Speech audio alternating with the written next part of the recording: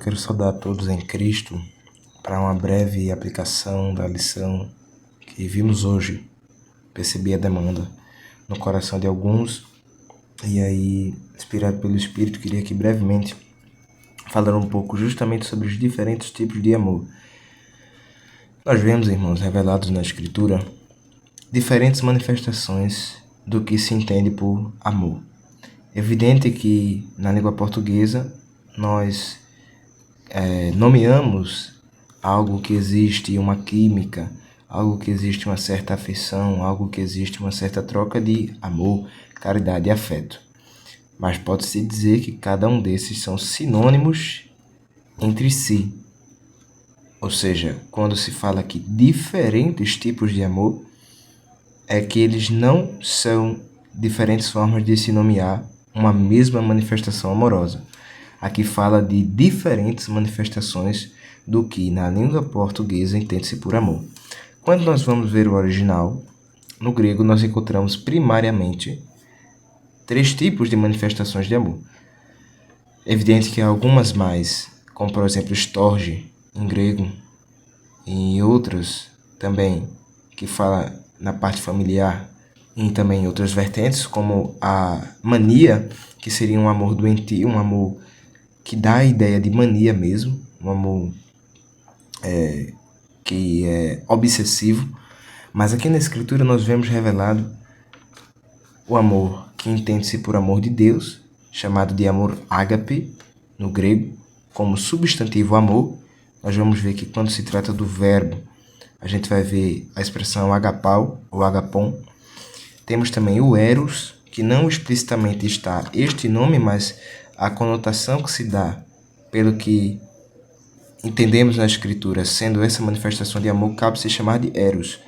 Na contemporaneidade grega antiga, existia-se por eros o conceito de um amor sexual, um amor tão somente que tange as partes físicas, sensoriais do prazer, as partes erógenas e entre outras questões, mas que, como um todo, abrangem a parte sexual, englobando ou não o casal. Fala ali tão somente do desejo intrínseco, ou seja, que faz parte indispensavelmente de cada ser humano.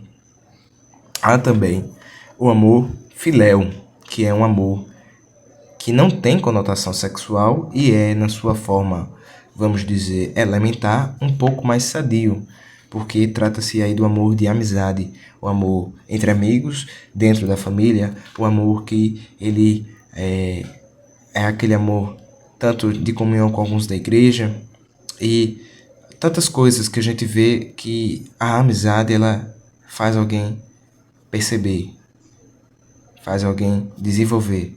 É importante esses vínculos e se envolver com os irmãos na igreja. A gente observa no livro de Atos que o segredo para o crescimento da igreja era a comunhão. Antes de se converterem 3.000 almas, quero dizer, lá em Atos dos Apóstolos, capítulo 2, após a pregação de Pedro, o texto bíblico vai dizer que agregaram-se quase 3.000 almas. Antes disso, houve ali a comunhão do partir do pão. Antes disso, houve a unânime perseverança na oração com a mãe de Jesus, lá em Atos 1, verso 14, a palavra revela. Então é evidente que a manifestação do poder de Deus se dá através da união. Quão bom e quão suave é que os irmãos estejam em união, diz o Salmo 133, no verso 1. Aqui nós vemos então, meus irmãos, escrituralmente falando, de maneira geral, a grosso modo, essas 3 vertentes. Recapitulando: a fraternal, sexual e divina. Hoje, na aplicação da aula, demoramos-nos um pouco mais na divina, porque é evidente que nós não podemos esgotar um atributo de Deus no tocante a descobrir o bastante que já se não haja mais nada para comentar sobre. Nesse caso, o amor de Deus é impossível que se suceda dessa maneira, porque Deus ele é eterno, infinito, intangível, imaterial e, acima de tudo, santo. Então, quando a gente fala de amor de Deus, o que o difere dos outros demais amores, os diferentes tipos de amor, nós vamos observar isso no texto áureo, o que o difere primariamente é que a sua origem é santa. Se a sua origem é santa, não há pecado no amor ágape. Se não há pecado nessa manifestação de amor, é evidente que as outras são passivas ao pecado. É evidente também que a relação entre amor de amigo, amor de casal, amor de Deus, todos esses, quando são subordinados ao amor de Deus, são santificados. O que eu quero dizer? Deus criou a relação matrimonial, criou a relação entre o casal, a união no leito. Deus criou o homem para amigar-se, apegar-se a outro homem, porque como ferro afia o ferro, assim é um amigo com outro, com o irmão. Há muitos amigos, mas há também alguns que são mais chegados do que um irmão, diz os provérbios. Então, a gente vê que tudo isso tem uma concepção naturalmente santa em Cristo Jesus. O que acontece, como vimos aqui, falando a respeito do pecado que atinge os outros tipos de amores, é que a deturpação que se deu nessa corrupção advinda do pecado fez com que a banalização acontecesse.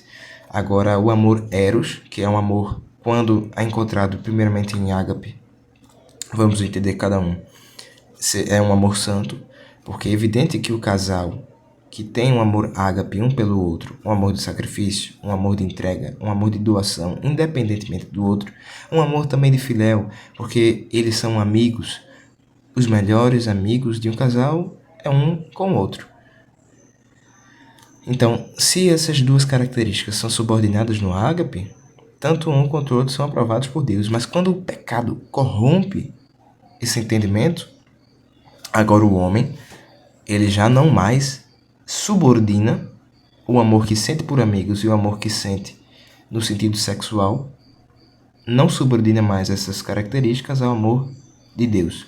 Por que é importante subordiná-las ao amor de Deus? Porque assim nós faremos com que estes amores que são subordinados ao amor de Deus sejam também santos. Aqui eu havia anotado, está aqui embaixo, eu disse que se os outros amores não existirem em função de não estarem sujeitos a, subordinados ao ágape, eles não vão ter origem em Deus. E é importante a gente, enquanto igreja, ter esse discernimento, porque quando nós vamos para o texto áureo, nós vemos aqui João dizendo, aqui exatamente assim, ó: amados, amemo-nos por uns aos outros, porque o amor é de Deus, e qualquer que ama é nascido de Deus, e conhece a Deus. 1 João 4, verso 7. Numa leitura rápida, numa leitura descuidada, até descrente, às vezes a gente vê pessoas usando versículos que falam sobre o amor de Deus, mas o conotando como uma relação no matrimônio. E um matrimônio não abençoado por Deus. Por quê?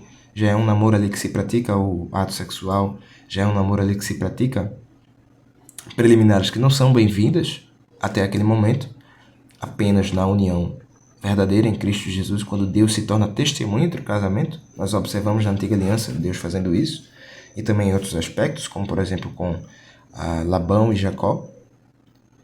Então, nós vemos aqui que numa leitura rápida, numa leitura descuidada, a gente pode pensar que esse amor é qualquer tipo de amor.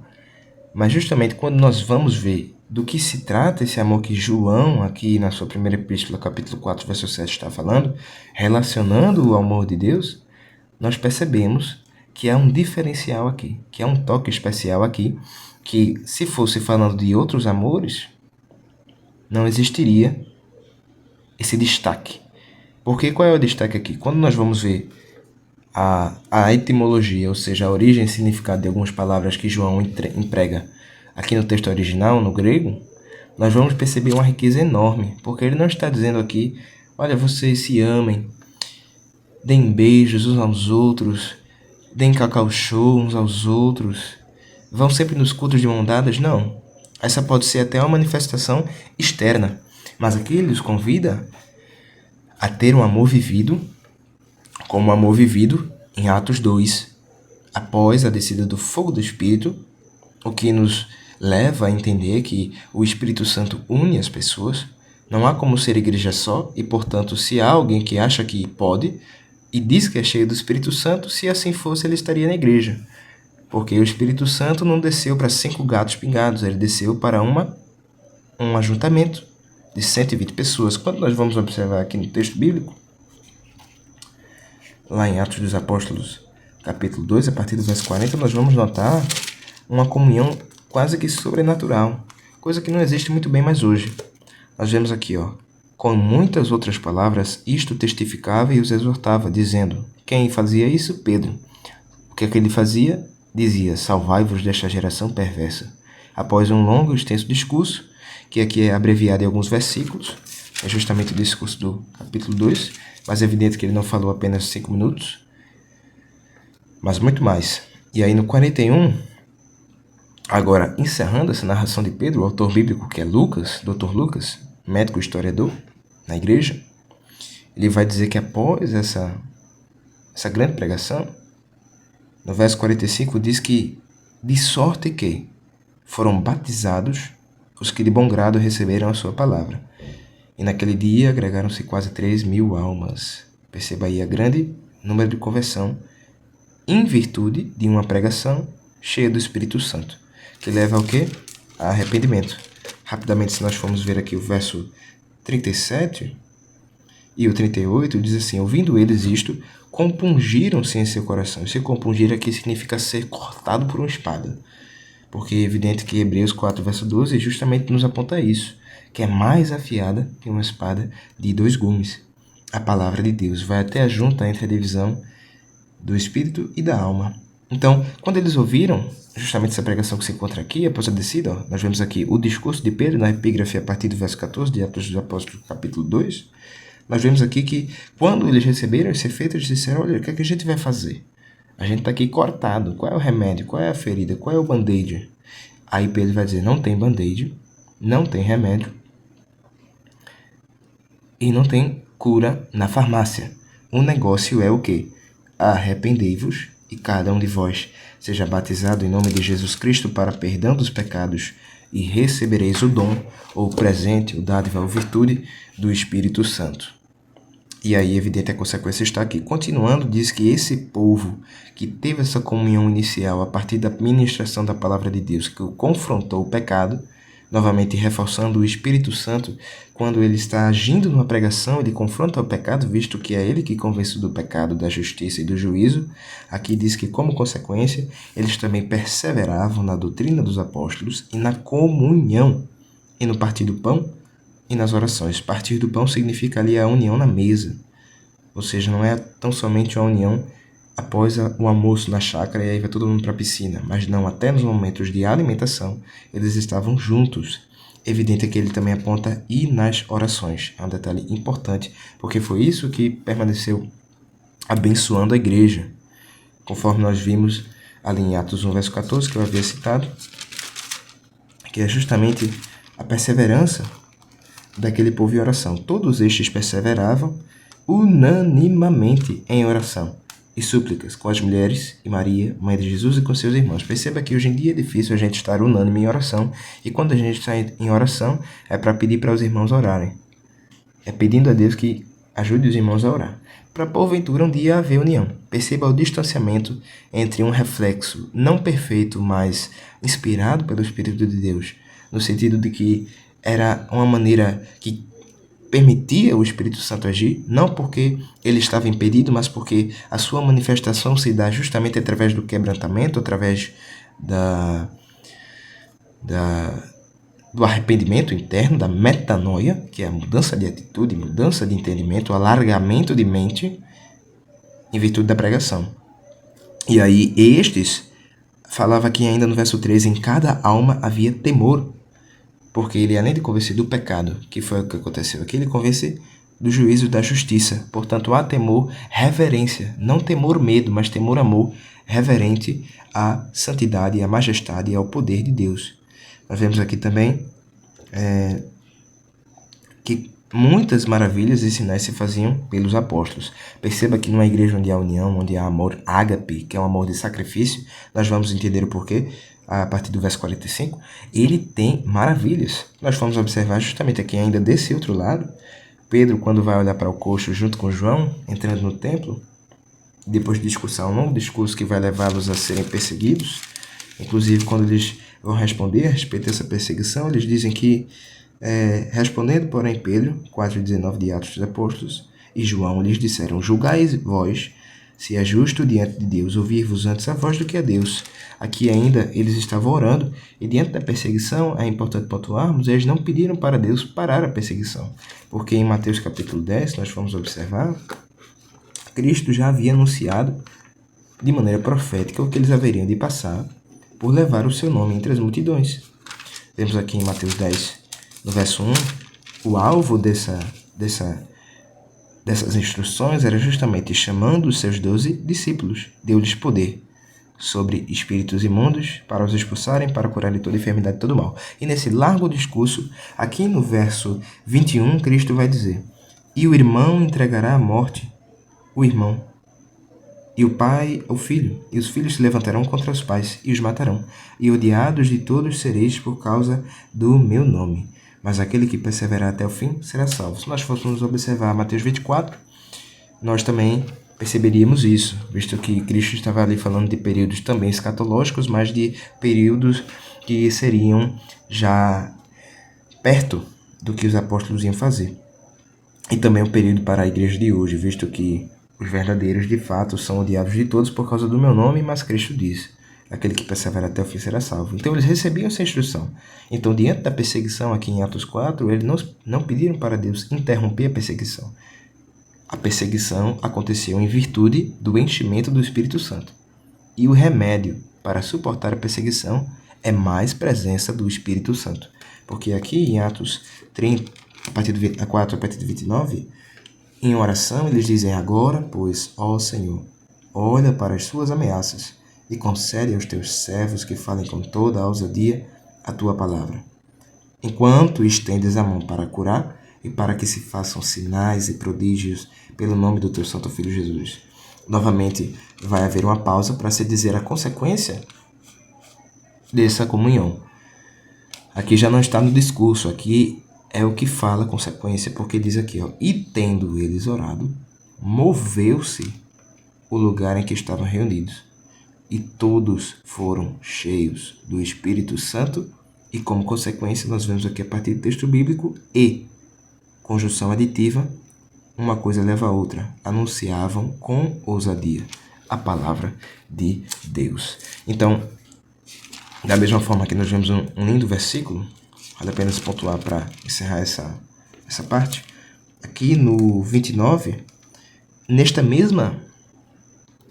mesmo contexto de perseguição, e com mais, outra vez, apelos pelos fariseus e saduceus que não se pregasse mais a Jesus Nazareno, visto que eles o mataram para interromper isso, e agora eles estavam espalhando essa seita do caminho, aqui no 29 diz: porém, respondendo Pedro e os apóstolos, disseram: mais importa obedecer a Deus do que aos homens.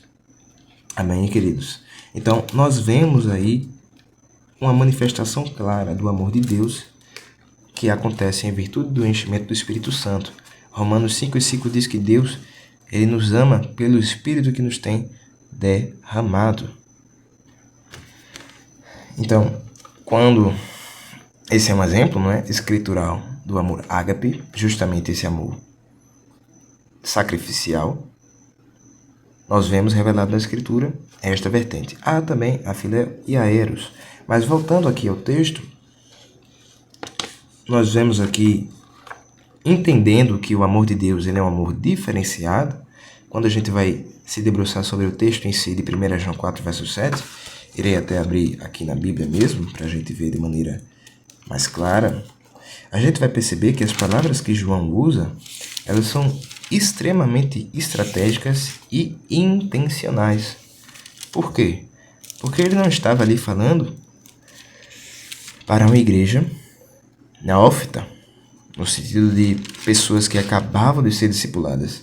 É evidente que a carta de João ela não tem um endereço específico, mas é para a porção ali da Ásia Menor, o que hoje corresponde à Turquia. Ali também havia um contexto muito grande do crescimento do gnosticismo, do ascetismo, de doutrinas que não afirmavam a cristandade de Cristo, a divindade de Cristo, e aí muito vai debater João acerca disso. Mas no capítulo 4, tanto que no capítulo 4 ele fala ali das doutrinas: amados, não creiais em todo o espírito, porque já muitos falsos profetas se têm levantado no mundo. Diz o verso 1, nisto conhecereis os filhos de Deus, os filhos do diabo, o espírito do anticristo, o espírito do erro, tantas coisas. Mas aqui no capítulo 3, ele fala muito sobre o amor. Nós vemos aqui no verso 16, conhecemos a caridade ou o amor nisto, que ele deu a sua vida por nós e nós devemos dar a vida pelos irmãos.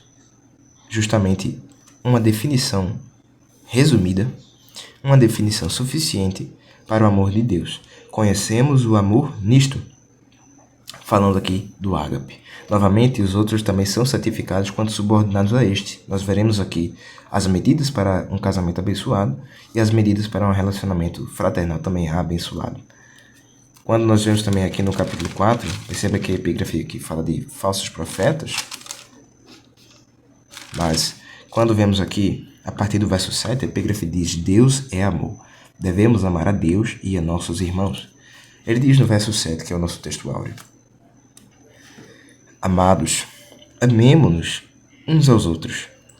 Perceba que aqui ele não está falando, reitero, reforço, com pessoas que não tinham e não possuíam o amor de Deus. Ele configura o alvo da sua carta como amados e estimula, através desse discurso, o amor. Então ele fala aqui: amados, vocês que recebem o amor de Deus, amem-se uns aos outros. Vocês que têm essa dissipagem do amor de Deus, dissipem também para os seus irmãos, visto que o amor de Deus ele não serve para ficar estagnado, mas ele é um amor dunamis, é um amor de movimento, é um amor acalorado, é um amor que entrega, justamente porque Deus amou o mundo de tal maneira. Então, ele não fala aqui: olha, seus bárbaros, seus desgarrados, comecem a se amar. Ele está falando: amados, amem-se, amemo-nos. Com que alvo? Uns aos outros. Porque o amor ou a caridade é, notar-se aí essa palavra é e o é de Deus. E qualquer que ama é nascido de Deus e conhece a Deus. Porque eu chamei a atenção a respeito de uma leitura rápida? Porque aqui nós temos qualquer que ama. E aí um casal homossexual pode dizer: não, mas eu amo o meu cônjuge. Mas aqui não se trata do amor eros. Dá para entender isso? Bem simples, né? Aqui não se trata do amor eros. Novamente, quando subordinado ao amor ágape, vai se perceber que o amor eros em uma relação homossexual não é válido diante de Deus. Pode ser válido para você, mas nós ficamos com a palavra. Então, aqui ele fala: nascido de Deus, conhece a Deus. Iniciando essa palavra no amados, nós percebemos uma coisa. Essa palavra aqui, amados, ela configura um adjetivo.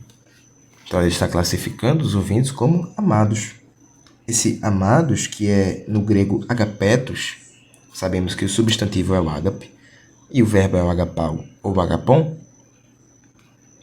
O adjetivo amados aqui, quando a gente vai ao original e num contexto eclesiológico, no contexto da igreja do primeiro século, nós vemos que essa palavra amados, ela também significa, de maneira mais profunda, pequenos amados. João então está falando aqui: pequenos amados, amem-se. Por que pequenos amados é interessante? Porque aqui ele não fala que o amor a estes pequenos depende da sua estatura. São pequenos que são amados. São pequenos amados. O amor não é pequeno, mas é um amor que atinge os pequenos. Visto que nós não merecemos o amor de Deus, portanto somos pequenos. É até um eufemismo dizer que é pequeno, porque a gente é menor que um átomo quando a gente vai comparar aí essa questão de merecimento. Na verdade, a gente não tem nenhum átomo, a gente não tem nem matéria, porque o objeto do amor de Deus, ele independe dele mesmo, do objeto. o alvo do amor de Deus, ele independe da flecha que Deus atira, independentemente do tamanho do seu alvo, ele vai acertar. Porque ele não está interessado em quem ele vai amar, mas em quem ele vai enviar para manifestar o seu amor por nós. Esse envio se deu pelo envio do seu Filho Cristo, do seu Filho Jesus, que se manifestou de tantas outras maneiras também na Antiga Aliança, aparecendo de maneiras teofóricas lindíssimas. Então, aqui quando ele fala agapetos, ele está dizendo, pequenos amados, amemo-nos uns aos outros. É evidente que há um verbo, amemo-nos. Esse verbo, como eu havia dito, é o agapon. E esse agapon significa amar com ternura, receber com alegria, amar ternamente, que é justamente o verbo agapon. Amar com profundidade. Ele explica porque o amor é de Deus. Quando nós vemos ele empregando esse é de Deus, essa palavra de, ela significa ser, ou seja, ser de Deus. O amor, ser de Deus. O amor existe em Deus. Ele acontece em Deus, está presente em Deus, vem de dentro de Deus. Ela tem origem em Deus. Então aqui ele está falando que a caridade, o amor é de Deus, não porque Deus possui, mas porque na sua substância está esse ingrediente. Falando aqui de maneira a entendermos, visto que Deus ele é imaterial, se adora em espírito e em verdade, mas o Filho ele possui sim o corpo quando o assumiu encarnando. O verbo tabernaculou-se e vimos a sua glória como a glória do unigênito do Pai.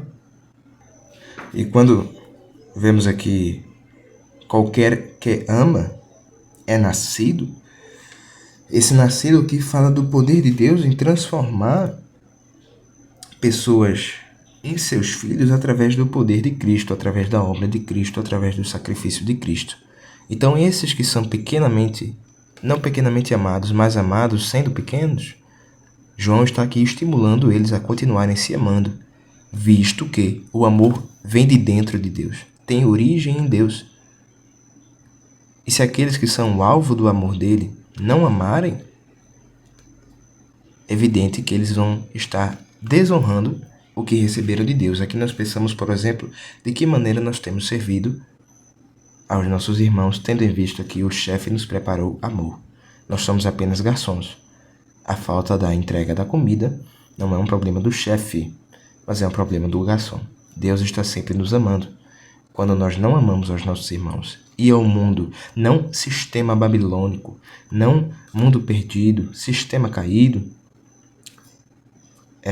esse jeitinho brasileiro de Jezabel, falando aqui da humanidade, essa humanidade, esse mundo que Deus amou, quando nós vacilamos em amar dessa forma, a gente desonra o nome de Cristo, porque um verso que nós vamos aqui debater com mais profundidade também é João 3,35. Nisto conhecerão todos.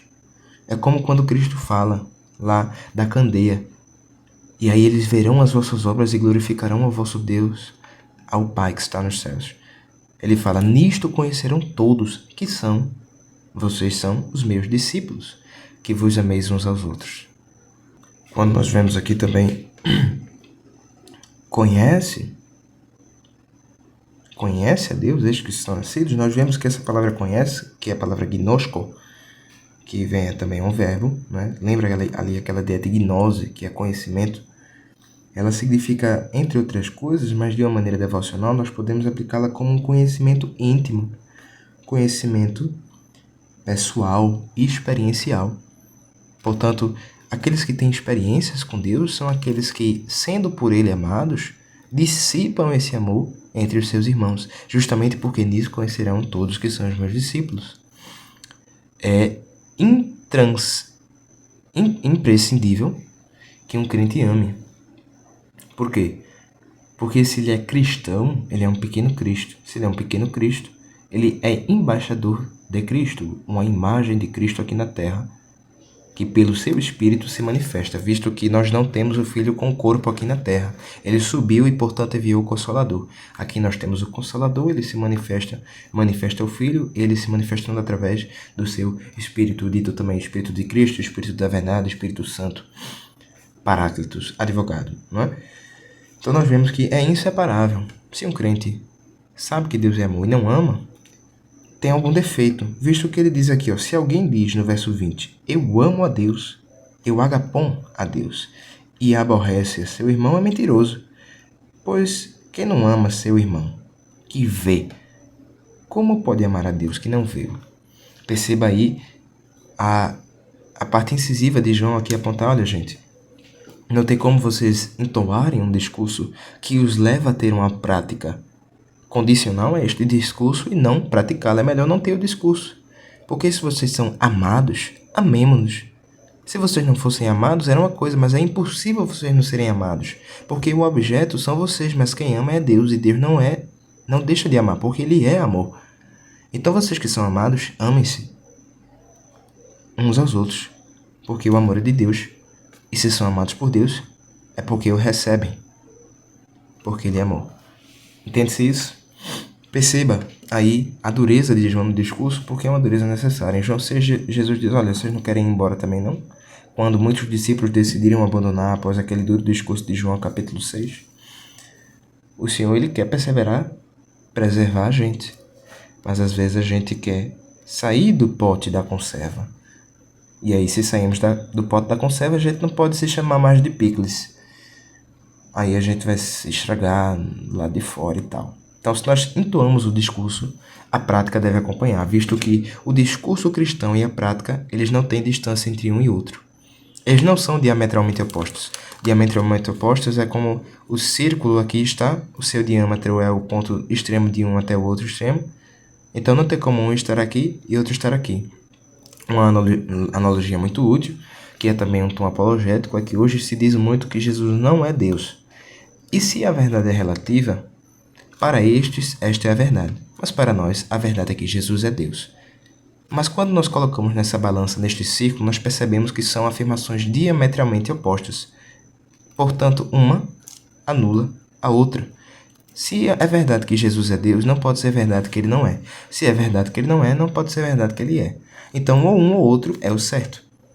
Quando nós vamos à Escritura, nós vamos observar que Cristo é Deus. Cristo é o verbo pelo qual o Pai criou o mundo, porque sem Ele nada do que foi feito se fez. Quando Colossenses o chama de primogênito da criação, não diz que Ele é o primeiro criado, mas diz que Ele é a matéria-prima, porque nele foram criadas todas as coisas que há no céu e na terra, potestades, governos, tudo foi feito para Ele, por Ele. Então é evidente. Aqui é a mesma coisa. É diametralmente oposto.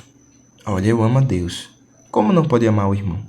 Olha, eu amo a Deus. Como não pode ir à igreja, se a igreja encontra-se abrigando os irmãos e a igreja é de Deus? Portanto, ama.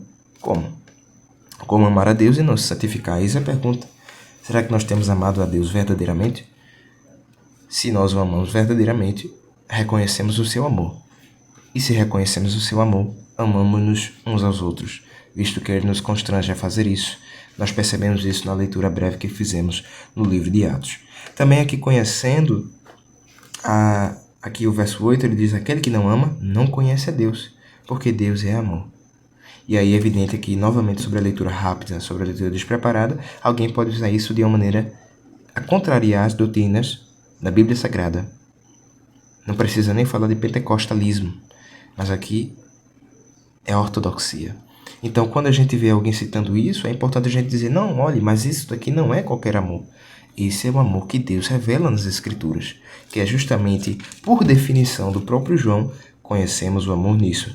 O que é que ele está dizendo? Ele está praticamente dizendo a etimologia do amor segundo a visão do verbo.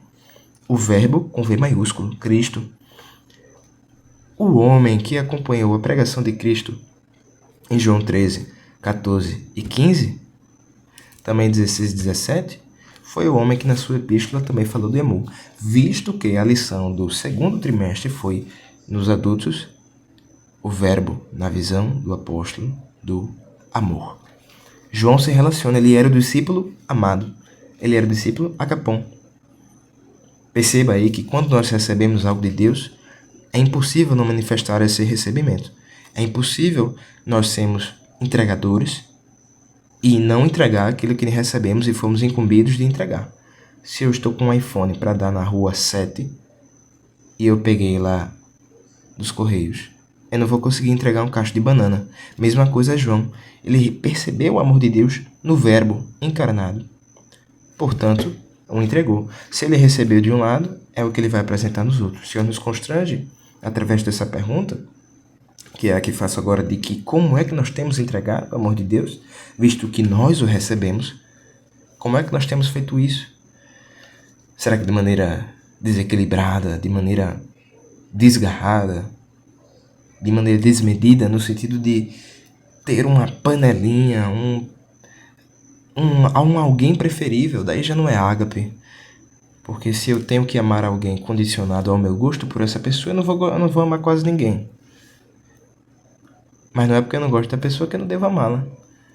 Porque senão, meu filho, Cristo era o primeiro que não precisaria me amar, porque eu não presto para nada. Nem você que me ouve. Só que ele faz o quê? Ama.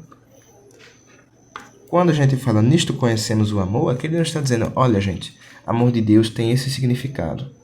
Ele está dando um exemplo, porque o amor de Deus é inexplicável. Ele é intangível. Ele é inenarrável, indizível. Visto que não há sentido, numa visão humana, amar alguém que nos despreza. Quando nós vamos para João capítulo 19, ainda falando sobre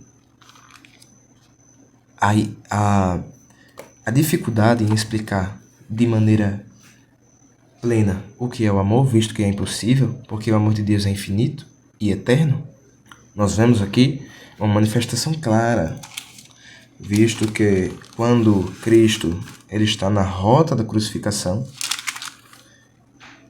manifesta-se ali o que profetizou Isaías, como uma ovelha que não reage diante dos seus tosquiadores, assim foi Cristo. Ele não abriu a boca. Ele sofreu as aflições. Era um homem de dores, diz ainda Isaías 53. Quando nós vemos aqui em João 19, verso 30, nós vamos ver uma coisa interessante e muito mais constrangedora, porque é evidente que quando nós não temos o amor de Cristo, nós não vamos perdoar, porque Cristo, através de seu sacrifício, nos reconciliou consigo mesmo, pelo vínculo do amor, pelo elo do amor, mediante perdão. Ou seja, ele nos amou e, portanto, perdoou. Ele nos perdoou e, portanto, nos amou. E nós, enquanto crentes, muitas vezes nos desequilibramos. Às vezes respondemos, às vezes xingamos de volta, às vezes postamos em direta, qualquer que seja o assunto, mas nós temos os nossos pecados que estão sempre diante de nós, como o querido salmista Davi disse lá no Salmo 51, meu pecado eu conheço, ele está sempre diante de mim. Assim como Deus disse para Caim, olha, está aí na tua frente, mas cabe a você sujeitá-lo a si e não se sujeitá-lo a ele. O pecado, ele quer nos fazer de nós servos, mas nós não devemos servir ao pecado. Se nós servirmos ao pecado, ele vai se servir de nós.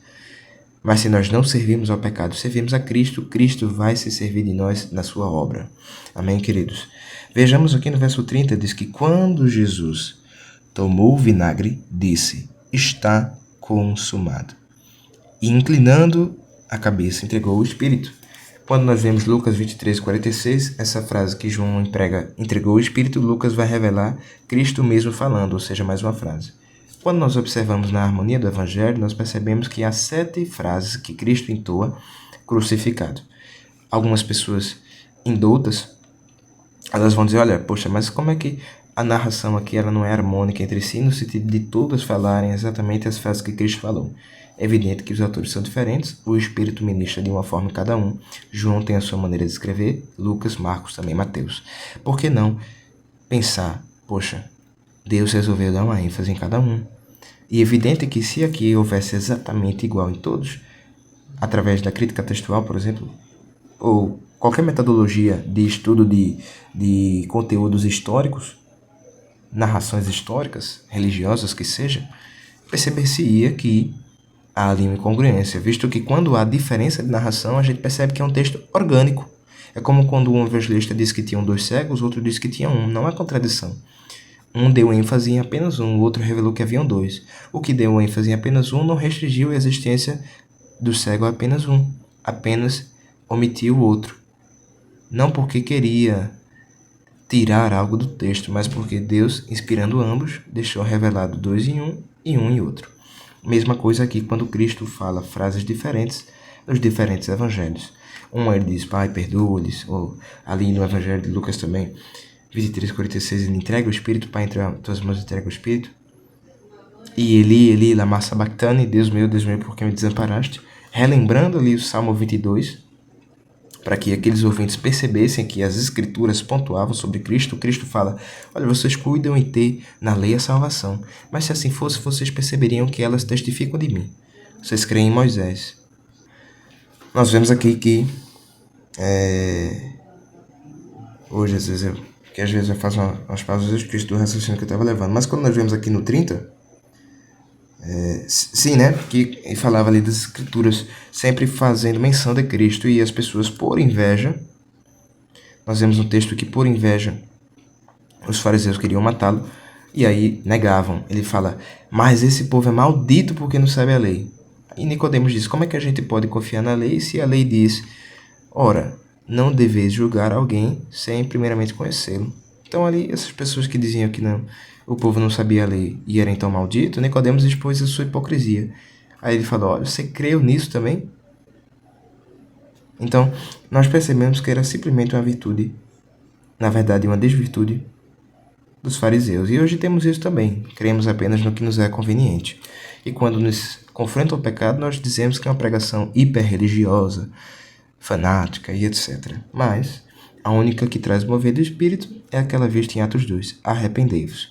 Aqui no 30 diz, quando Jesus tomou o vinagre, disse, está consumado. Então, esse vinagre aqui, querida igreja, falo isso daqui para exemplificar em Cristo uma grande manifestação do amor que perdoa, que se doa, que independente das ações do inimigo, responde com benignidade. Paulo fala, olha, não vençam o mal com o mal, mas deixa vencer o mal com o bem. Aqui, então, quando vemos vinagre, ali no costume romano, na sociedade romana, os banheiros muitas vezes eram públicos. O que significa dizer, então, que eles faziam suas necessidades um junto do outro, às vezes até conversando sobre política, sobre assuntos filosóficos e outras coisas. Mas o ponto é que quando eles terminavam de fazer as suas necessidades fisiológicas de número 2, havia ali, evidente que quando eles sentavam havia um pinico, então havia aí inclusive um vão entre a parte que caía, o excremento, e o pinico. Em frente a esse pinico, o verso 29 diz que estava, pois, ali um vaso cheio de vinagre. Encheram de vinagre uma esponja e, pondo-a num ísopo, num graveto, lhe achegaram à boca. Quando a gente vê ali naquele contexto do banheiro, esse vaso com vinagre, após as necessidades, espetava-se a esponja, lavava-se o ânus, a parte que excrementou as fezes, e aí, após isso, eles pegavam e mergulhavam no vinagre para limpar um instrumento que eles usavam para limpar o ânus. Então aqui, quando nós vamos ver no seu dado contexto, na verdade eles pegaram esponja, não é? E chegaram à boca de Cristo. Perceba a razão que Cristo teria em mandar um relâmpago na cabeça de cada um. Mas ele diz, está consumado. Glória a Deus. Eita Deus. Ele diz, está consumado. Se fosse a gente, irmão, a gente no mínimo ia abrir a selfie. Olha, irmão, eu vou acionar o Ministério Público, vou lhe processar, abrir uma causa na justiça. E é evidente que muitos de nós fazem isso. Crentes. O que é que Cristo fala em Mateus 5? Olha, se você tem uma causa contra o seu irmão, resolva no caminho, para que o meirinho não te entregue ao oficial e o oficial te entregue ao inferno, à prisão. E aqui Cristo não bateu perna com ninguém. Ele disse, está consumado. Podendo convocar uma legião de anjos, mas ele disse, está consumado. Isso é o amor ágape, igreja. Isso é o amor ágape. E depois inclinou o espírito. A cabeça entregou o espírito. É evidente também Que aqui Cristo, ele, quando no 19, verso 1, se diz aqui, Pilatos, pois, tomou então a Jesus e o açoitou. Quando a gente vê aqui, a gente vê que João, ele é muito breve ao falar do açoitamento de Cristo. Alguns outros evangelistas também. Quando a gente pensa, por exemplo, se daqui a 200 anos verem um texto entre uma pessoa e outra no WhatsApp, e uma delas menciona uma Dalpe, é evidente que não exigiríamos-se definições, porque elas estão inseridas no mesmo contexto histórico, inclusive eclesiástico. Então, se eu falo para o irmão, não vai ter festa da Alma Dalpe, daqui a 200 anos alguém vai ver, mas o que era Alma Dalpe? Como que era essa festa? Como que se dava esse processo? O que é que significa essa sigla? Mesma coisa aqui é João. No seu contexto, sabia-se como era esse açoitamento. Então, João não precisava discorrer sobre o processo que se dava no açoitamento. Ele apenas disse, Pilatos, então, tomou e o açoitou. E aí, quando a gente vai se debruçar verdadeiramente sobre o contexto, visto que João não precisava se discorrer, havia ali um chicote com três ramificações de couro, ali pegava-se no cabo e aí enlaçava-se ali 3 vertentes. Na ponta de cada um havia múltiplas lâminas, ossos, cortantes, pedras, lascas. Então, nesse chicote, irmão, quando pegava na carne, era como se a gente pegasse a manga, né? Uma manga assim, uma colher, aquela colher funda assim que chega você botar água, dá para tomar banho, uma formiga. Um pouco maior que isso, né? Porque as menores você pode tomar também, mas é como se a gente pegasse essa colher funda na manga, pegar aquela talagada de manga. Mesma coisa era esse chicote. Arrancava o couro junto do que estava debaixo dele. Veja que tremendo. E a gente, por causa de beliscões espirituais, quer largar a fé, quer largar o ministério, quer largar a carreira. E Cristo aqui, se fosse ser essa pessoa que dá os chiliques, que somos nós, pai, não vai dar não. Olha, eu que até queria tomar o cálice, pai, queria mesmo, mas eu acho que assim, se fosse de prata, tivesse uma solda, uma coca, porque sabes que eu não tomo vinho, né, pai? Então, a gente vê a nossa incredulidade diante disso, mas o amor de Deus, ele não se limita aos limitados que somos nós. Porque se assim fosse, Cristo mesmo não faria isso, porque ele morreu pelas pessoas que o traspassaram. Ele morreu pelas pessoas que lhe entregaram vinagre melado de fezes. Ele morreu pelas pessoas que o fizeram ser açoitado. E nesse açoite, entendendo que o chicote fazia um estrago enorme, quando a gente assiste a Paixão de Cristo, a gente tem mais ou menos uma ideia. Por que mais ou menos uma ideia? Porque aquilo ainda é remoto. Foi ainda pior no caso verdadeiro. Cristo, ele estava desfigurado. Quando nós vemos Isaías 52, verso 11, eu acho que é o 11, nós vemos aqui, ó, não, 14. Como, falando de Cristo, né? A epígrafe diz, a aparição, as dores e a glória do Messias. Eis que o meu servo operará com prudência, será engrandecido e elevado e muito sublime. Como pasmaram muitos à vista dele, pois a sua aparência estava tão desfigurada, mais do que o de outro qualquer, e a sua figura mais do que a dos outros filhos dos homens. Por quê? Porque verdadeiramente, no verso 4 do 53, ele tomou sobre si as nossas enfermidades, dores, ele levou sobre si. Nós o reputamos por aflito, ferido de Deus e oprimido. Foi ferido por nossas transgressões, moído, porque agradou ao Pai moê-lo. Disse o verso 10 aqui, pelas nossas iniquidades. O castigo que nos traz a paz estava sobre ele, pelas suas pisaduras nós fomos sarados. Amém? E quando ele foi açoitado, vimos ali que ele estava desfigurado. Sabemos também que a cruz, que era nossa, e naquele contexto mais imediato de Barrabás, nós pensamos, por exemplo, o carpinteiro que fez a cruz para Barrabás, ele fez na medida de Barrabás. Quando nós estendemos os braços e ficamos com eles eretos por muito tempo, os nossos músculos começam a queimar. Agora imagine quando Cristo está crucificado. disse aqui que a cruz estava sob as medidas de Barrabás. Portanto, ele teve que, se a extensão do braço de Cristo era assim, ele teve que ficar assim. E até mais, visto que ele foi forçado a ficar assim. A gente tem um limite disso daqui. E Cristo, ele teve que passar por esse limite. Agora, imagina isso que já dói aqui. Só que com as costas abertas, sangrando com os órgãos à mostra, com a ira de Deus sobre ele,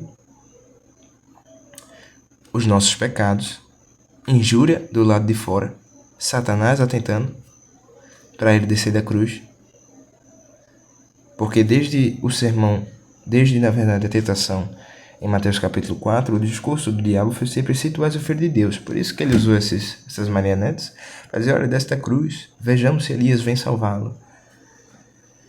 Então, veja aí, irmão, Cristo não se limitou a isso. Ele se deixou sofrer dessa maneira, e aberto. E quando estava na cruz, é evidente que suas costas estavam abertas, e a cruz ela tinha aquele formato, aquela textura como que fosse chapiscada, aquelas ranhuras de farpa. Não era um negocinho vernizado, cheiroso, com as pontas lixadas para não ficar quadrado, era grosseiro. E quando Cristo estava ali com as costas abertas, as costas dele, o corpo dele se arrastava ali naquelas partes íngremes da cruz.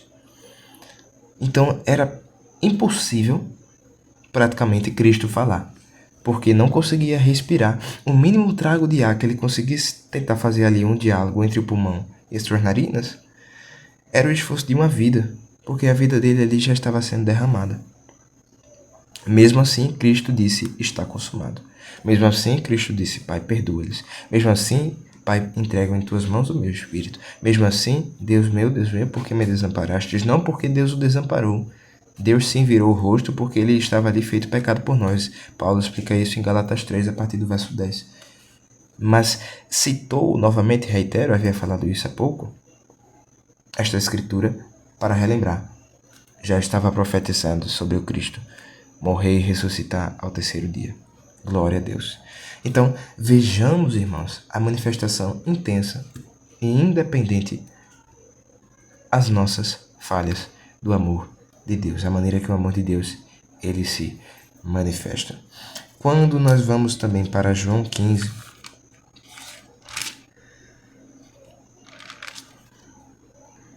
e diante daqueles versículos de 1 João, não é? Poderíamos também nos fazer uma pergunta de como permanecer nesse amor. Visto que Deus é amor, amemos uns aos outros. Qual é a receita para permanecer? Vamos ver uma relação muito linda aqui do que Cristo ordena a respeito do que devemos fazer para permanecer fazendo o que devemos fazer e as consequências disso. Obedecer à ordem, a receita para permanecer obedecendo e a consequência da obediência. Vamos ver isso aqui em João 15. No verso 10, Jesus diz, no verso 9, na verdade, ele diz: como o Pai me amou, também eu vos amei a vós. Permanecei no meu amor.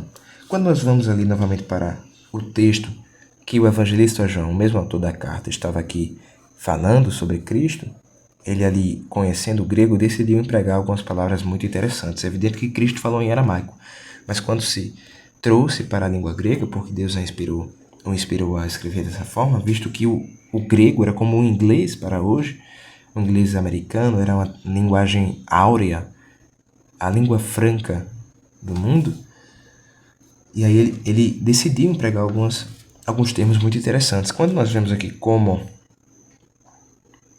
vemos aqui, de uma maneira geral também, ele ali novamente falando sobre amor, relacionando ali aqueles versículos de 1 João, falando que se aqueles que são amados, eles são amados de Deus. Aqui Cristo fala: como o Pai me amou, também eu vos amei a vós.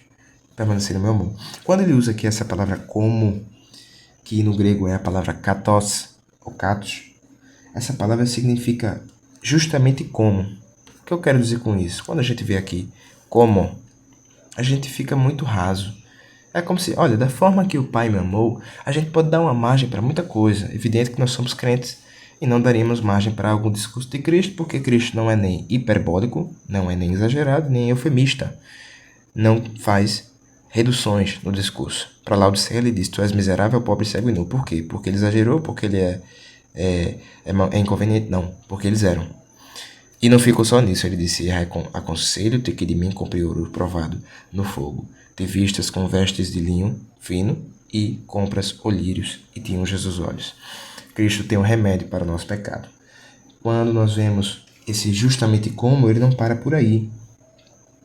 Porque como havia dito, ele pode ser abrangente para baixo. Ele pode não significar tudo, mas ele significa exatamente como. Katos, exatamente como.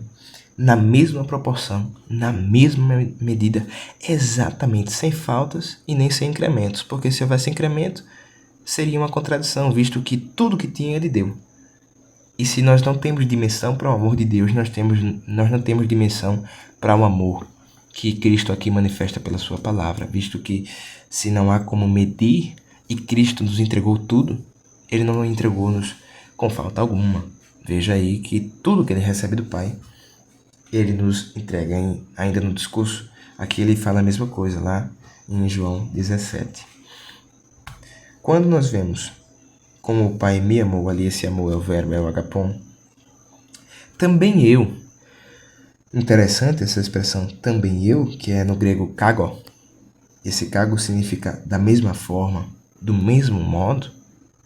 Vemos aí também esta mesma relação entre Cristo dizer algo e ser exatamente como, visto que ele não é nem hiperbólico nem eufemista. Então, exatamente como o Pai me amou, assim é como Deus, como Cristo. E aí agora ele diz: permanecei no meu amor. Essa palavra permanecer, ela é muito interessante porque ali fala de sustentação ao que Cristo afirma que devemos fazer. Olha, da mesma maneira que o Pai me amou, eu também uso a mesma voz. Permaneçam no meu amor. Sustentem esse amor. Mantenham, continuem a ser. Não deixe perecer. Não deixe perecer. Faça durar. Permanecer o mesmo. Não tornar-se outro. Um significado importante também que eu destaquei aqui: aturar. Permanecer do amor de Deus é aturar, aguentar. Quem? Quem a gente ama. Deus ama a gente apesar da gente. A gente ama os irmãos apesar dos irmãos. Se assim não fazemos, não manifestamos o amor devido de Cristo.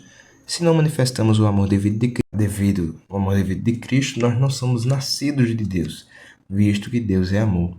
Amados, amemo-nos, porque Deus é amor. O amor é de Deus. E apenas brevemente nós vamos observar com mais atenção esse 12, mas ele diz: o meu mandamento é este, que vos ameis uns aos outros, assim como eu vos amei. Assim como, da mesma forma, exatamente como. Então aqui ele não está dizendo: olha, tenham apenas o amor fraternal, mas ali ele está exigindo amor sacrificial, visto que o amor que Deus requer de nós, que nós amemos uns aos outros, é o amor com que ele nos amou. Porque ele diz, repetindo, que vos ameis uns aos outros assim como eu vos amei. No verso 10, ainda na verdade no verso 9, quando a gente vê como o Pai me amou, também eu vos amei a vós, permanecei no meu amor, falando aí justamente de aturar, não é? A gente pode se fazer uma pergunta: como então permanecer neste amor? Como então, se João aqui nos apresentou a amar aos irmãos, e este amor se dá justamente pelo sacrifício, pelo auto-sacrifício e, portanto, sacrifício para ajudar o outro, como então a gente pode permanecer nesse amor, visto que Cristo requer de nós?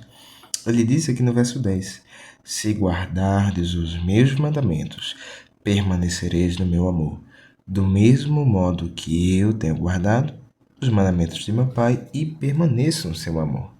Irmãos, essa questão aqui de amar uns aos outros é tão importante que João, lá em 1 de João, 1 João, na verdade, 3 de 1 João, no verso 13 ele diz: nisto são manifestos os filhos de Deus e os filhos do diabo.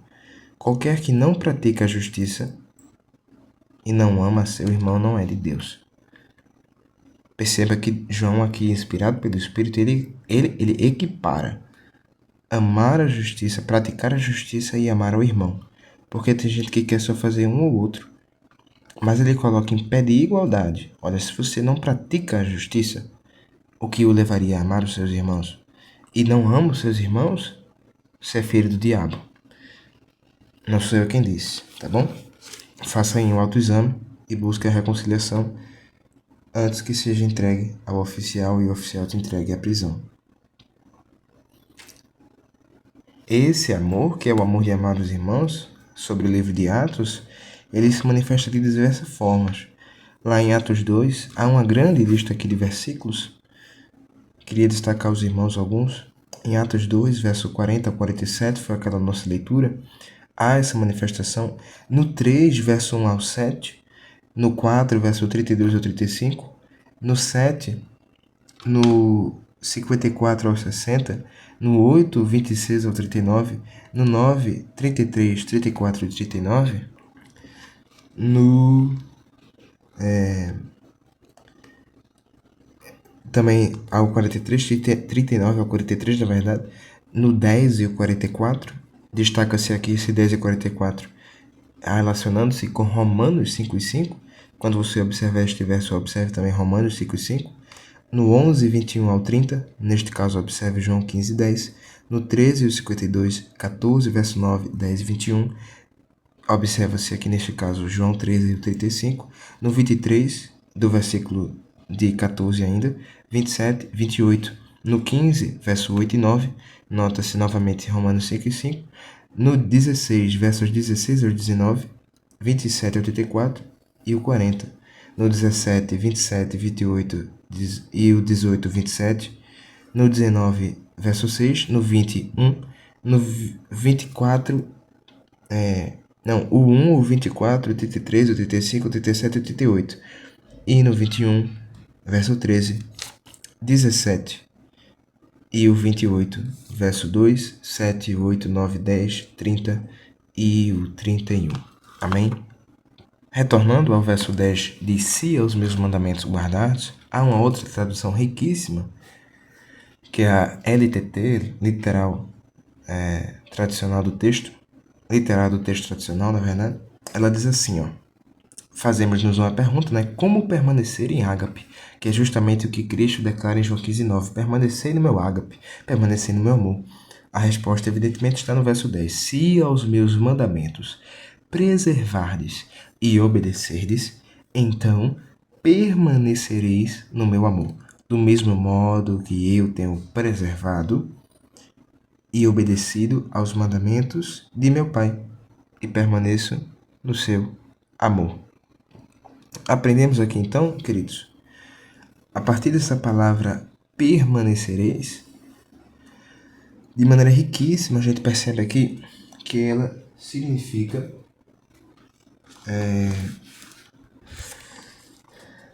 lá no original, quando a gente vê aqui, se os meus mandamentos preservados e obedeceres, então permanecereis, ela significa chumbar, entre outras coisas sinônimas à permanência. Quando a gente vê a palavra, que é a palavra meno, ela significa chumbar, que seria fixar metal no concreto, na parede, no concreto, na parede. E nesse caso é um negócio muito denso, porque quando Cristo emprega essa palavra, ele aqui está dizendo: olha, gente, vocês preservarem e obedecerem o meu mandamento, essa permanência é como que vocês estivessem chumbando o meu amor aos seus, a minha ordenança à sua prática. É como que, por exemplo, nós sabemos que lá alguém está fazendo uma espada, e sabemos também que o metal, quando é derretido, ele fica mole, ele fica maleável. O aço, a liga metálica. E quando a gente mistura uma com a outra, a gente faz uma forma só. É como que a gente tivesse na verdade, como que a gente tivesse esse livro aqui e eu quisesse juntar essa parte uma na outra. Aí eu vou lá e enxumbo os dois. E fica uma coisa só. É como que fosse isso daqui, ó. A juntura aqui entre uma coisa e outra. Em vez de ser assim relativo, ó, fosse ambos os lados chumbados. Cristo então emprega esse significado. Unam de uma tal maneira que já não há inseparabilidade, que já não haja separação, que já não haja distanciamento, que já não haja diferença. Ou seja, guardar a palavra chumba o crente no amor de Deus.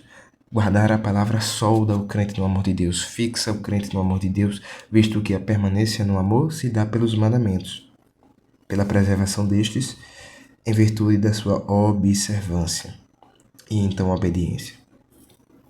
Quando a gente vê também, após isso, permanecereis no meu amor, do mesmo modo que eu tenho preservado. Essa palavra aqui, preservado, meus queridos e amados irmãos, significa atender cuidadosamente, obedecer diligentemente ou de modo zeloso. Significa então dizer aqui que quando ele fala que preservar, como eu tenho preservado, ele não fala aqui que ele tem vacilado de maneira voluntária em alguns preceitos. Ele, na verdade, tem cumprido tudo. Jesus diz, o Pai se agrada de mim porque eu cumpro a sua vontade. A minha comida, o meu pão é fazer a vontade daquele que me enviou. Evidente que esse estado perfeito de obediência se dá porque Cristo é Deus. E então, visto que Cristo é Deus e, portanto, é perfeito em obediência ao Pai, nós não podemos ser perfeitos em obediência. Mas a nossa obediência é perfeita porque obedecemos àquele que é perfeito. Não é a nossa virtude. Cristo é uma pessoa que pode dizer, olha, eu cumpro tudo. Paulo também orou dessa forma, cumpri a carreira, terminei. Agora estou só esperando a coroa. Cristo e Paulo poderiam fazer essa oração. É como aqueles memes, né? Tem o leão da tribo de Judá, aí Paulo fala, me imitem. Sejam meus imitadores como eu sou de Cristo. Tem o leão da tribo de Judá, tem um leão da savana de Paulo e tem aquele leão do pente, de pintura de criança da gente. Às vezes é uma realidade, mas a aproximação com o Espírito Santo nos leva a cada mais ao quê? Chumbar. Fica uma coisa só. Compreende-se isso? Então, ele fala ali de algo total, meus irmãos. Quando a gente vê aqui também, no final, obedecerão. Evidente que, na verdade, também essa palavra preservada é o tério, não é? Tério. Obedecendo, no grego, como eu tenho preservado e obedecido aos mandamentos de meu Pai e permaneço no seu amor. Permanecer aqui também é chumbado, tá bom? Então, existe aí a resposta. Quando nós observamos o verso 12, o verso 11 ele fala também de alegria. Tenho-vos dito isso para que minha alegria permaneça, na verdade, em vós e a vossa alegria seja completa. Entendemos que a nossa alegria só é completa quando é unida a Cristo. Nosso amor só é perfeito quando é o amor revelado de Deus por nós. Equiparado a isso, né? Permanecer no meu amor. Amem-se uns aos outros. Quando a gente vai ao verso 12, a gente vê Cristo falando que... Olha, veja só, se nós então declaramos no verso 10 que se guardardes os meus mandamentos, permanecereis no meu amor, do mesmo modo que eu tenho guardado e permaneço no amor do Pai. Então, que mandamento seria esse? Perguntamos-nos como permanecer no amor? Descobrimos que é através da guarda dos mandamentos. E que mandamentos seriam esses? Vamos ver agora. Que é... Poxa, Jesus, eu não deveria ter feito isso, perdão. Foi sem querer. Aqui ele diz, no verso 12, o meu mandamento é este, que vos ameis uns aos outros, assim como eu vos amei. Que vos ameis. O meu mandamento é este, que vos ameis uns aos outros, assim como eu vos amei. Interessante, meus irmãos, que esse mandamento aqui no grego, ele é a palavra intolé, ela significa de maneira mais profunda aquilo que é prescrito para alguém em razão de seu ofício. Olha, irmão, vai entregar pizza. Por quê? Porque eu sou entregador de pizza.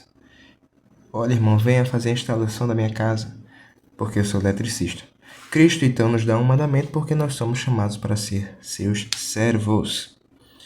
Então, se nós nos propomos a ser seus servos, nós devemos, então, obedecer aquilo que ele nos prescreve, porque o seu ato de prescrever é como um médico prescrevendo a receita. Ele faz aquilo porque ele tem a capacidade de saber o que é que a gente precisa, muito mais o Pai nosso que está nos céus, porque foi ele que nos criou. Amém? Quando nós vemos aqui, então, este versículo, nós percebemos que se o mandamento é amar uns aos outros da mesma maneira. Esse assim como retoma estas palavras o Catos, o Meno, retoma essas palavras porque é justamente de uma maneira total, de maneira chumbada. Então nós nos perguntamos, poxa vida, mas um exemplo desse amor. Assim como eu vos amei, de que maneira? De que maneira Cristo nos amou? Aqui falando nesse verso, ele diz no verso 13, veja só. O exemplo máximo do ágape, do amor de Deus, está em 15:13. Nós vimos em 1 João 3, verso 16, que nisto é manifesto o amor, que ele deu a sua vida por nós. E devemos dar a nossa vida pelos nossos irmãos. Se ele parasse e não deu a vida por nós, estava tudo bem, mas aí a gente tem que dar a vida pelos nossos irmãos. Era o que acontecia na igreja primitiva. As conversões muitas vezes se davam porque as pessoas viam um tão grande amor manifesto no sacrifício um pelo outro. Às vezes as pessoas morriam de leão, mordidos por leão, comidos por leão lá no Coliseu, ou erguidos como tochas no meio das cidades, e não negavam a fé. Então percebia-se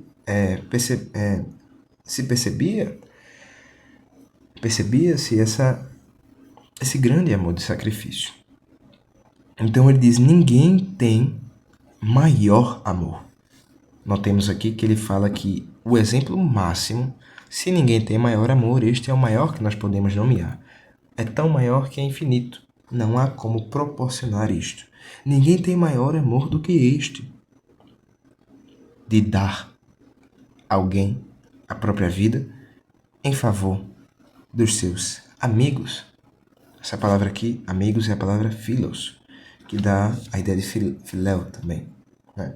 Aqui seria o substantivo, amigos. Queridos, então, quando nós vemos aqui também neste verso, vendo de maneira mais profunda, nós vemos aqui dar a alguém. Essa palavra dar,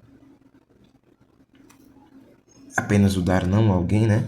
Aqui ele está dizendo, ninguém tem maior amor do que esse, de dar a própria vida em favor de alguém. Alguém dá, dar a alguém, mesma coisa. Ele significa, primeiramente falando a palavra titeme, significa fazer deitar, entre outros sinônimos, mas fazer deitar, curvar. É como que Cristo estivesse dizendo, é o que eu tenho, é como que Cristo estivesse dizendo que ele estivesse aqui esse recipiente com algum tipo de líquido e estivesse derramado por inteiro, de modo que não houvesse mais nada dentro, de modo que ele fosse completamente esvaziado. E esse é o sentido da palavra que ele traz. De dar, de entregar, de sacrificar, de oferecer de maneira completa. De maneira completa, tá bom? A própria, aqui quando ele fala de alguém dar a própria, esse próprio é interessante porque nós entendemos que quando Cristo dá a sua vida, a própria vida, esse próprio que é autós, a palavra autós, da ideia de autopropaganda, tantas coisas, né? Não me vem à mente agora, mas a gente já tem uma ideia dessa palavra na sociedade atual porque nós muito a usamos como prefixos, não é? Uma expressão ali antes de uma palavra para se manifestar que ele é um automóvel, ele se move por si só. Evidente que com um motorista, né? Esta aplicação. Então aqui, Cristo dá a sua própria vida, é ele dar-se a si mesmo. É ele se dar. Cristo dar a própria vida, é ele dar a si mesmo. Visto que essa palavra aqui, a palavra autós, ela significa, além de ele próprio, que é a própria vida, ele mesmo, de si. Então aqui ele está dizendo, olha, ninguém tem maior amor do que isso, de se entregar de maneira completa, derramando todo o cálice pelos seus irmãos. Quando a gente vê aqui vida, a própria, o que? Vida, que é a palavra psique, poderia ser também traduzida por espírito, ou até por alma, a gente vê que ela significa fôlego de vida, respiração. Quando nós vemos em Marcos 15, versos 37 a 39, Cristo fala durante a cruz, mesmo praticamente impossibilitado de respirar. Quando nós vemos Lucas 23, verso 46, havia anteriormente citado, juntamente com João 19 e 30, nós vemos que Cristo fala.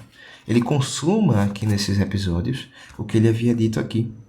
ele havia como que prenunciado o que ele havia de fazer pelos seus.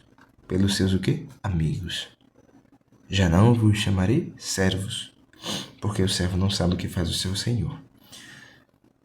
Quando nós vemos também dos seus amigos, anteriormente, na verdade, em favor, nós vemos que essa palavra significa hiper. A gente tem a ideia de hipercalórico, hiperácido, tantas coisas, né? Mesma coisa alto. É muito usado hoje em dia. Significa também em favor, é como que ele estivesse dizendo acima de, além, mais que, acima de. Então, quando Cristo dá a sua vida em nosso favor, ele está colocando sua vida acima de nós, sacrificando-a por cima de nós. É como que o seu sangue ele estivesse sendo derramado na nossa cabeça, porque foi isso que aconteceu. Nós só vamos para o céu pela remissão dos pecados mediante o sangue de Cristo. Quando ele derrama sua vida em nosso favor, significa dizer que o seu sacrifício nos cobre. É como que ele viesse aqui e nos tampasse. Então, ele está acima de nós. É o que nos guarda. O sacrifício, o ágape, fazendo chuva, fazendo sol, levando raio, levando tiro, ele está lá te cobrindo. E tudo isso cai nele. E aí é evidente que não há hematomas em quem está coberto pelo sangue de Cristo. Hematomas eternos. Não temam aqueles que podem fazer perecer no corpo, fazer perecer o corpo. Temam antes aquele que pode, ou seja, Deus, fazer perecer tanto o corpo quanto a alma no inferno. Então, meus irmãos, inexplicável o sacrifício ágape.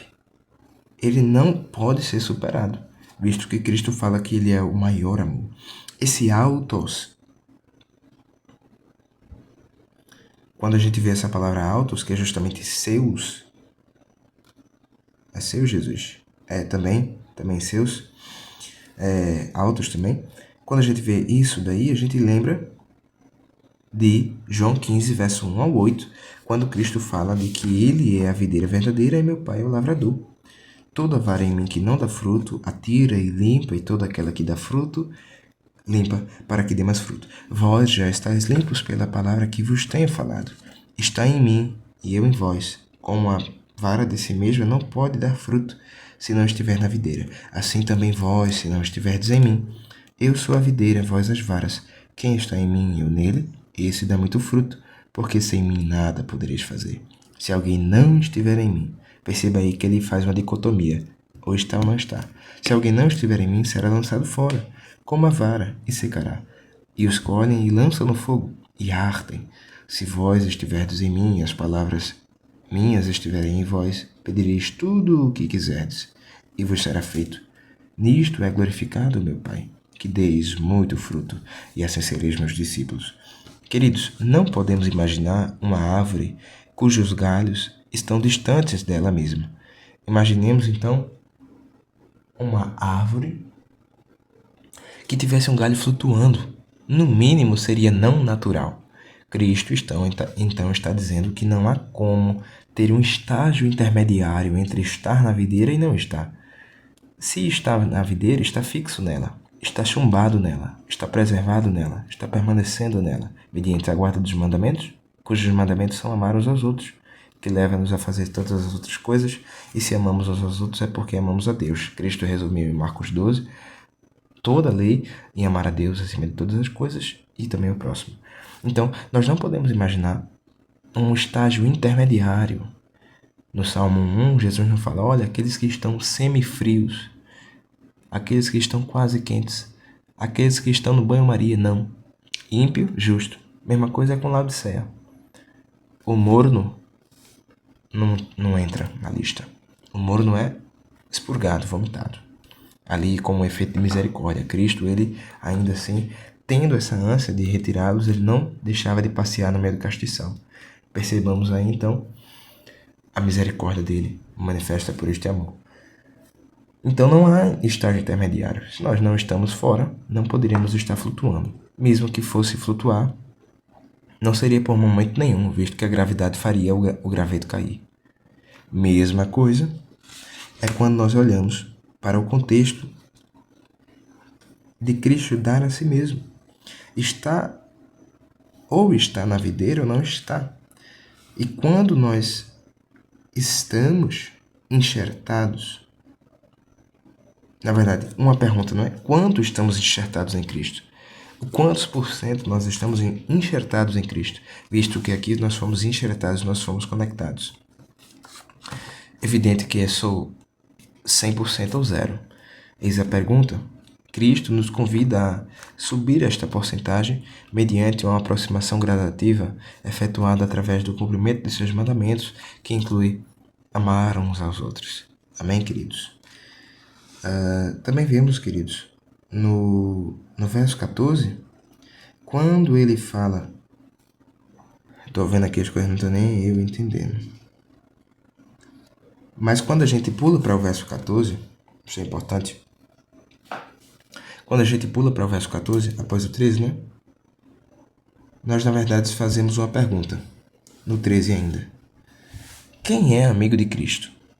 Recapitulando, nós fizemos como permanecer, não é? Vimos que é os mandamentos, perguntamos quais mandamentos, descobrimos qual é o mandamento, amar uns aos outros. E isso dando a vida pelos nossos amigos. Quem são, então, os amigos de Cristo? Vejamos, no verso 14 ele diz: Vós sereis meus amigos, se fizerdes o que eu vos mando. Quando nós vamos aqui, isso é importantíssimo e interessantíssimo. Quando nós vamos aqui, neste verso 14, quando ele fala vós sois, esta palavra é a palavra eimi, no grego, ou vós sereis, não é? No original está empregado neste tempo de vós sois e não sereis. Mas esse vós sois, ele significa como que estar presente. Então Cristo ali está dizendo, vocês estarão presentes como meus amigos? Vocês manifestarão esta amizade comigo? Se fizerdes o que eu vos mando. Cristo não está dizendo, olha, meu Deus, eu só vou amar se me obedecer, visto que Cristo mesmo já manifesta o seu amor, independente do alvo, do objeto desse amor. Nós já vimos isso. Ali fala de manifestar este vínculo, esta filiação, este partir com Cristo. Então, se estar presente como meus amigos, esta palavra meus é interessante, vós sereis meus amigos, ela significa também eu. Então, vós sereis, estarão presentes como eu, se praticarem ou fizerem, que na verdade ali é o poléo no grego, que significa tornar alguém manifesto, produzir, construir, formar, modelar. Cristo então está dizendo que vocês estarão presentes como eu quando vocês tornarem-me manifesto, quando vocês produzirem para mim, quando vocês construírem, formarem, modelarem em amor. Por isso que ele diz no verso 8, nisto é glorificado meu Pai, que deis muito fruto, e assim sereis meus discípulos. Quando nós observamos, havia citar este verso, e portanto o havia citado anteriormente, mas diz que nos deteríamos um pouco mais nele, nós vemos em 13:35 de João, justamente o que Cristo quer dizer ali.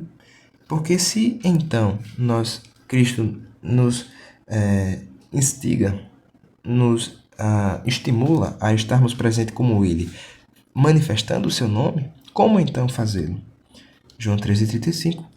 Vamos ver a partir do 34. Um novo mandamento vos dou, que vos ameis uns aos outros, como eu vos amei a vós, que também vós ameis uns aos outros. Nisto, verso 35, que devemos chamar a atenção, todos conhecerão, nisto todos conhecerão, que sois meus discípulos, se vos amardes uns aos outros. Isso nos lembra, havia citado, mas vale a pena a gente ler. Havia citado ainda aqui nesta gravação, mas vale a pena a gente ler. Aqui em Mateus 5. Quando ele diz que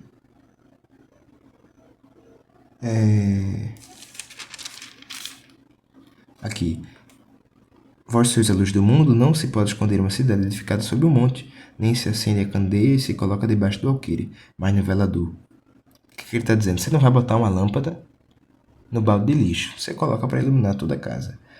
Dessa maneira, meus irmãos, resplandeça a vossa luz diante dos homens. Não é diante do pastor, diante dos homens. Isso é um processo que se dá no meio eclesiástico, mas nós não podemos manifestar frutos tão somente na igreja, porque se assim for, nós seremos no mínimo hipócritas. Para que vejam as vossas obras e glorifiquem o vosso Pai que está nos céus. Chamar a atenção no verso 48, sede vós, pois, perfeitos, como é perfeito o vosso Pai que está nos céus. Então, queridos, é isso que Cristo está falando. Estar presente como Ele é ter a marca do amor de Cristo. Estar presente como Ele é manifestar o seu amor. E Deus é amor. Manifestar o seu nome. E o nome de Deus é amor. E isso nos lembra também essa questão de produzir, de modelar, de frutificar, de trazer algo à existência mediante a manifestação pessoal em Cristo. Isso nos lembra de Jeremias 1, verso 10, quando na chamada de Cristo a Jeremias, ele diz assim, ó, varão, ponho-te neste dia sobre as nações e sobre os reinos. Agora tu vai reinar, varão. Vou te dar poder. Você vai entrar nos banquetes, vai receber crachás. Não. Para arrancares, vai falar do pecado do rei. Para derribares, para aniquilar o sistema de Jezabel. Aqui estou parafraseando, não é exatamente o que aconteceu, mas digo apenas de maneira espiritual. São de outros episódios bíblicos esses acontecimentos. E para destruíres e para arruinares. O que? Projeto de Satanás. Mas não para por aí, porque tem gente que só usa marreta.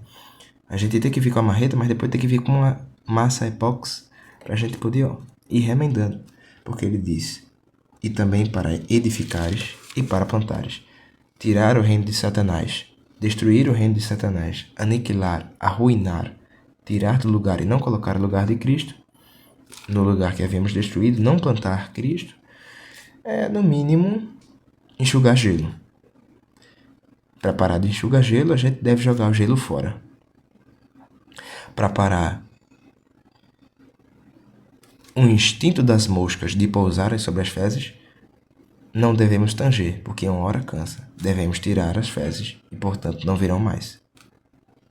Então, Cristo fala, retornando aqui a 14 de João 15, sereis meus amigos se fizerdes o que eu vos mando. O que ele nos manda? O meu mandamento é este, que vos ameis uns aos outros, assim como eu vos amei. E reforça no verso 17, isto vos mando, que vos ameis uns aos outros. Queridos, evidente que o amor ágape, sacrificial, não se limita tão somente a amar-nos uns aos outros. Quando Cristo fala em Marcos 12, verso 30 e 31, vale a pena abrirmos aqui rapidamente. Ele fala aqui que aproximando-se dele dos escribas, foi lá tirar uma dúvida, né? Interessante que esse escriba era meio crente, por isso que Cristo fala, não estás longe do reino de Deus, no verso 34. No 30 ele vai dizer assim, ó, Jesus respondeu-lhe, no 29, o primeiro de todos os mandamentos é, ouve Israel, o Senhor nosso Deus é o único Senhor. Falando aqui da unidade do Senhor. Amarás, pois, ligado a este mandamento, ao Senhor teu Deus, de todo o teu coração, visto que ele é único. Então não há como dividir o coração. Portanto, deve ser de todo o coração. E de toda a tua alma, e de todo o teu entendimento, e de todas as tuas forças. Este é o primeiro mandamento. E o segundo, semelhante ou igual a esse. Portanto, há uma relação de submissão. Ter este implica ter este. Amar a Deus implica amar os irmãos. É, amarás o teu próximo como a ti mesmo. Não há outro mandamento maior do que este. Muito bem, mestre. Mandou bem. Deu um tapinha nas costas e Cristo reconheceu.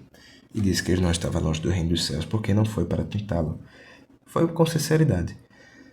Então percebamos, irmãos, que há uma subordinação. E o que é então amar a Deus? Jesus disse, João 14, verso 21, aquele que tem os meus mandamentos e os guarda, este é o que me ama. E aquele que me ama será amado de meu Pai. E eu o amarei e me manifestarei a ele.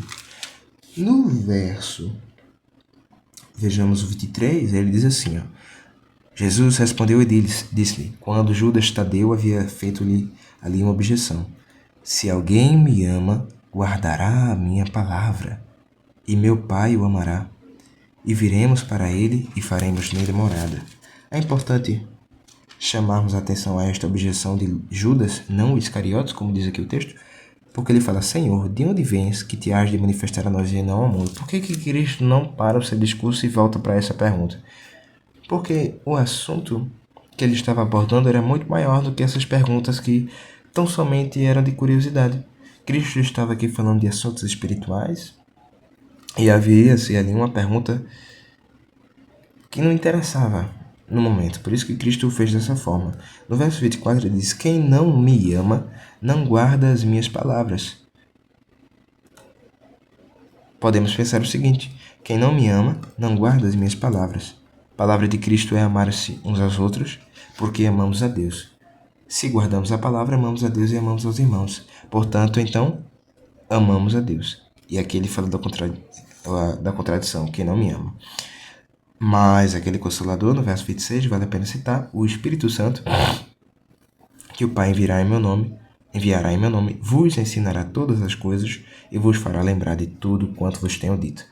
Quem tem o Espírito Santo lembra da palavra de Deus. Quem tem o Espírito Santo obedece a Deus porque é sempre lembrado por ela, porque uma das funções do Espírito Santo, enquanto terceira pessoa da Trindade, é fazer lembrar de tudo quanto vos tenho dito.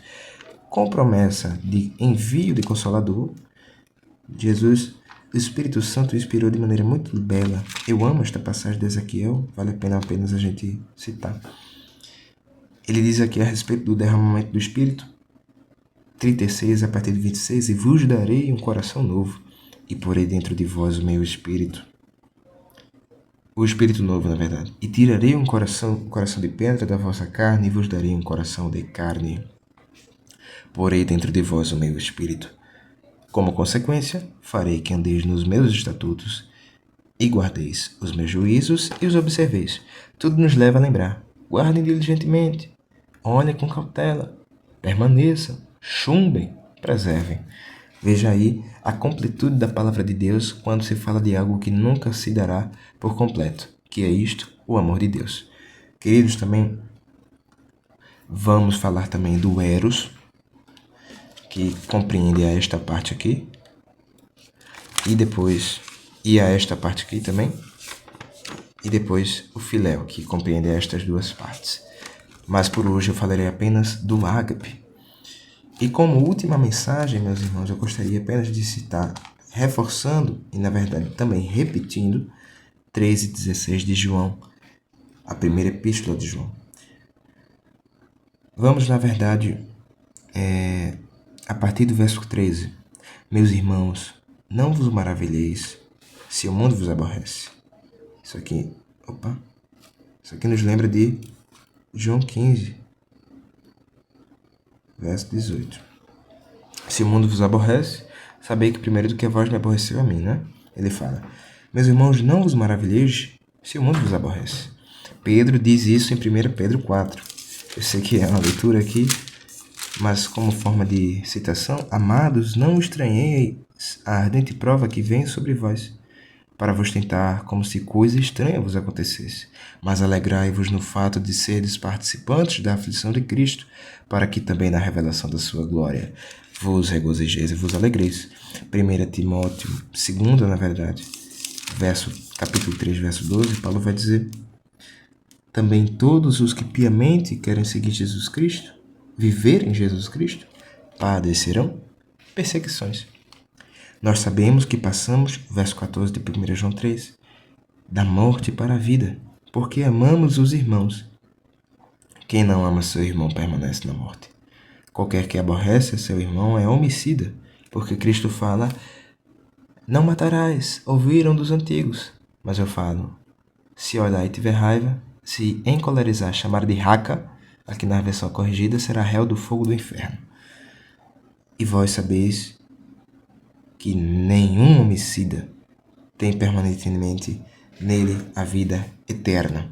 Quando nós vamos para 1 Coríntios, capítulo 6, verso 9, vamos observar Paulo muito aplicadamente explicando o porquê que isso não se dá. Não sabeis que os injustos, verso 9 e 10, não hão de herdar o reino de Deus? Não erreis, nem os devassos, nem os idólatras, nem os adúlteros, nem os efeminados, nem os sodomitas. Sodomitas é aquele que pratica sexo anal.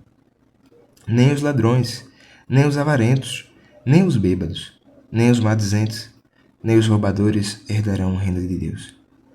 E é o que alguns têm sido, mas haveis sido lavados, mas haveis sido santificados, mas haveis sido justificados em nome do Senhor Jesus e pelo Espírito Santo do nosso Deus.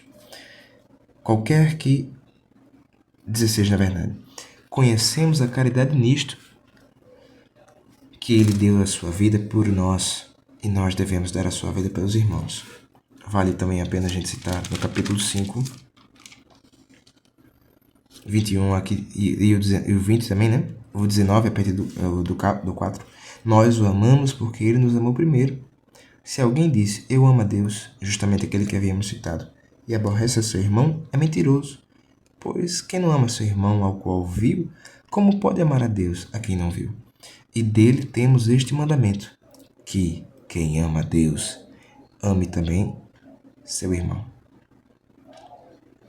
5 e 2. Nisto conhecemos... 5 e 1. Todo aquele que crê que Jesus é o Cristo é nascido de Deus. Gnosco. Se relaciona, tem experiência, tem intimidade. E todo aquele que ama ao que o gerou, também ama ao que dele é nascido. Todo aquele que ama ao que o gerou significa amar a Deus. Se nós amamos aquele que o gerou, a Deus, também amamos aqueles que dele nasceram, portanto, os irmãos. Aqui não há uma contradição, porque Cristo não foi gerado criado. Cristo foi gerado num ato de concepção espiritual, não porque ele não existia antes, mas ali é como o salmista disse, tu és meu filho, eu hoje te gerei. Lá em Hebreus o escritor ele muito repete. Acho que é no Salmo 2 que se fala. Nisto conhecemos que amamos os filhos de Deus, justamente o que dele é nascido, quando amamos a Deus e guardamos os seus mandamentos. Porque este é o amor de Deus, que guardemos os seus mandamentos, e os seus mandamentos não são pesados. Porque todo o que é nascido de Deus vence o mundo. E esta é a vitória que vence o mundo, a nossa fé. Quando a gente vai para João 16:33, a gente pensa, não, eu venci e vós vencereis. Não, Cristo não falou aquilo lá, mas nós venceremos pela fé nele, porque ele disse, a vitória que vence o mundo é a nossa fé. Quem é que vence o mundo? Verso 5. Senão aquele que crê que Jesus é o Filho de Deus, ou Deus. Glória a Deus. Nas partes finais,